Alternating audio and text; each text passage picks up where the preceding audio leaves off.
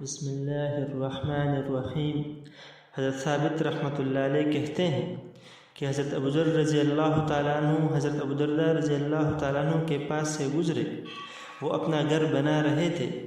حضرت ابوذر رضی اللہ تعالیٰ عنہ نے کہا، تم نے بڑے بڑے پتھر لوگوں کے کندھوں پر لاد دیے ہیں۔ حضرت ابودرداء رضی اللہ تعالیٰ عنہ نے کہا، میں تو گھر بنا رہا ہوں۔ حضرت ابوذر رضی اللہ تعالیٰ عنہ نے پھر وہی جملہ دہرایا۔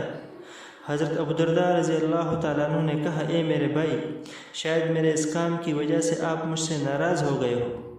حضرت ابوذر رضی اللہ تعالیٰ عنہ نے کہا، اگر میں آپ کے پاس سے گزرتا اور آپ اپنے گھر والوں کے پاخانے میں مشغول ہوتے تو یہ مجھے اس کام سے زیادہ محبوب تھا جس میں آپ اب مشغول ہو۔